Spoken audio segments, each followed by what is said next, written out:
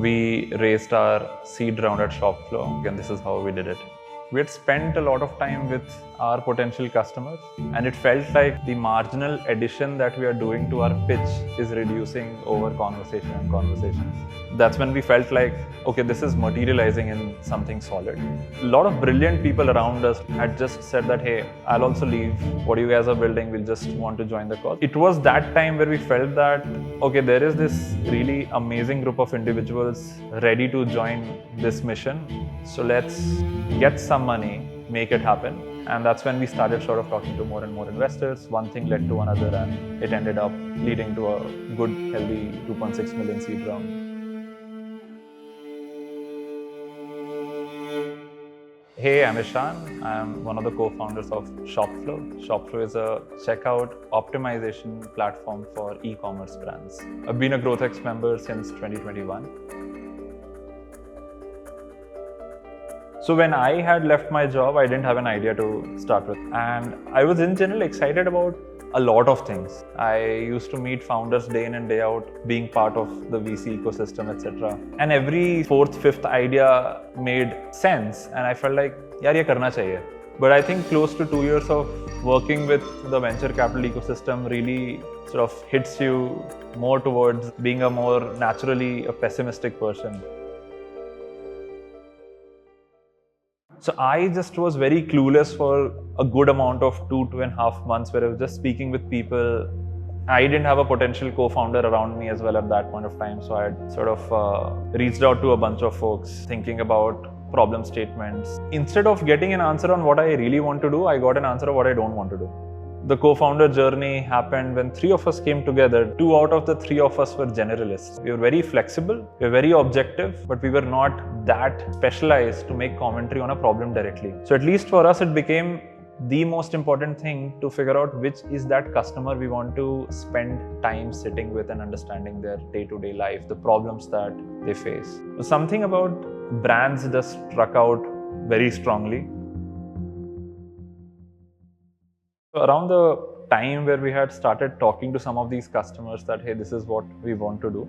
Folks who were stalwarts of the D2C industry in our eyes, people who had been there, done that, we reached out to them, we told them what we want to do and what this could become. They did their validation in some sense. And that's where they started sending us messages that, hey, you guys are on the right path. Let us know when there's a round building. We'd love to sort of build this with you and help you guys out as well. That was when we realized that this is a very interesting signal. We didn't think about raising a round very early in the process, and when was a big question mark because all of it was happening very quickly. So we took a step back and said that our incremental insights kept on leading to marginal increases in our pitch and the way we used to talk about it. And there was this increasing conviction from these customers who just wanted to be part of this journey as well. And that's how the round started getting built. So we just grabbed the momentum and said, okay, let's just start talking to more investors. The fundraising was a very arduous process like most founders face. We spoke to a lot of investors, and I think what every investor conversation does to you is it leaves you thinking with a new question in mind. So our thought process also became more and more mature. Like every day we would reconcile together and say that, aaj kya seekhne ko mila hai? What do we change in our story tomorrow? One thing which was very clear to us from the start was what we are solving for is not going to be limited to India. It was very clear that we did want to sort of position ourselves as solving for a global problem at scale eventually. Obviously, the conscious thought was that, okay, this is a market where we have great access, we learn more, we have true insights right now, but the problem is global, so we need to solve for that. And that's when we started sort of seeing a lot of inbound interest from investors in the US, and it did seem like something that struck a chord as well. And we realized that some folks that we got are just great people and very smart people, and they have seen scale and seen wins like no one else, and let's just be a part of this journey together. For the first half of our pitches, we never really had a deck as such. So I remember three of us sitting together and we realized, yaar, deck to banana padega. There is no way only speech will suffice. Put the orange color in the background, black font, lobster, wrote Shopflow. And that's how we started with the first logo of Shopflow. And just a few slides after that, the team slide looked like there are a lot of people, but it was just 3 people and then a ton of people who just wanted to join. And that was the second slide, and it just made a lot of impact that this is why we want to raise the round. My ex-boss at Elevation, when I was leaving, I asked him a couple of questions around, hey, I mean, you should be full of insights. You have worked with startups for like decades now. You invested in the likes of Paytm, Swiggy, Meesho, etc. What can I learn from you that I can take out from this? He ultimately told me, find one meaningful problem to solve and surround yourself with the most smart and driven folks you can get. Something great will build. I think that's what I didn't really think very consciously about, but when we really started getting folks together, that's something I feel the belief became stronger and stronger over time. There are roles where we need people who have been there, done that. And there are roles we would rather have folks who have never done that and are just insanely motivated to sort of give everything to get shit done. I think it's just us being a little smart about where we want people who have that expertise and who have energy and passion. Picture this, right? 2021, everyone's fundraising. Two smart people meet at a third wave. यार ये करते हैं. Tomorrow they have hit up Sequoia, Axel, Lightspeed, Elevation, and that's how startups were starting, right? Fortunately, it was a time where it was like the right time to get someone who is super passionate, super dedicated, 4 years, 5 years experience, just a lot of energy and insight and experience to get in my circle. And that's the same with my co-founders Priya and Ankit as well. And we realized that this is something that is very unique. It might not happen ever again. The more we sat on it, the more urgent it became, because we were seeing people talk to us, then start doing something by themselves or rejoin the startup that they had put a notice period on or something like that.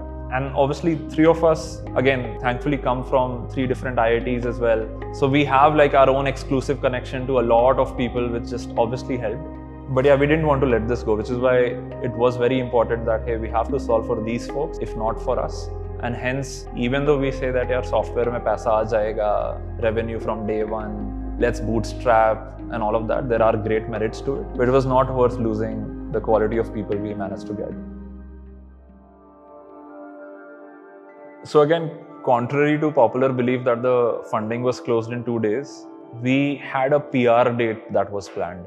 And I think there is some science to it where the agency comes out and say that, hey, this is the right time to do a fundraise announcement, and they have some work that they do contacting the right outlets and stuff like that. We knew that there is a PR announcement going out there, and 2 days before that, a group of us, all of them come together in a cafe and say that, what can we do to really make this more impactful? We realized that our industry is, because by virtue of being technically a SaaS product, the statement that was thrown around was generally SaaS is boring. When we were looking at SaaS fundraise announcements, they weren't as exciting as consumer fundraise announcements. So we realized, okay, we have to do something interesting then. We realized, okay, we have 1 day without taking many props and without involving a lot of money and people. What can we do? And the team came up with the suggestion, let's just hold this placard of raising funds for Shopflow and just make it more Bangalore centric, because that's where the Twitter and LinkedIn folks are really putting fire towards these days.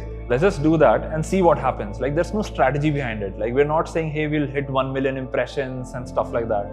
Just do it and see what happens. Next day, we'll do the fundraising announcement. People will realize, okay, this was a PR stunt or a gimmick in some sense. I was like, cool, I have someone to meet at 5 p.m. I'm crossing Cred office. Who's better than the poster child of Indian VC investment to raise this placard against? Ranjan was like, third wave HSR, this is a shiz. Every now and then there is a founder discussing something there. Ankit was remote. He was in Sri Ganganagar. We said, sure, you go to the moon, we'll Photoshop you, you'll figure it out. So yeah, that's what we did, and it just blew up in some sense. By the time I think money hit the bank, we knew that, okay, a few months from now, we will start making money. So one thing we were very sure that we won't make the mistake of giving SaaS for free in India. So our first product, first customer, everyone was paid. It helps both ways. You know that there is going to be revenue coming, and you know that what they are saying makes sense because they are paying for it. We start valuing customers in the right direction as well. The focus was immediately to get those folks join in, give them some assurance that, hey, it's not just you sacrificing all your fat paychecks and doing this, giving you what you want. I think from a capital perspective, we did sort of make a lot of hirings in the first 5 months because the market was competitive, and we were also very clear that there were so many people out there in the market we want to get. So we did just spend whatever money we had only focused on hiring. There was no marketing spends because of credits, no SaaS spends. That's what we did with the fundraise money. We needed people then and there as well and this was in May. We raised funding in December. Between these days, we would reach out to people and they would come back to us and ask, what is Shopflow? And we would have a tough time telling what we are and who we are. And they would go on Google. That's the worst thing that happens when you're in stealth. People who want to know about you can't figure a shit about you. This was important from that perspective that, hey, we have to put ourselves on the map, at least that the entity exists and this is the problem we are trying to solve. Nothing more than that. On paper, however stealth we want to ride, we can ride, sure, but this is needed, which is why the noise just held. For like 5 months later as well, we reached out to folks. They're like, hey, you guys were holding placard against cred, etc. I'm like, yeah, let's start with that and let's build your understanding of what we do. So it definitely helped a lot. And that's how we raised our seed round without a pitch deck.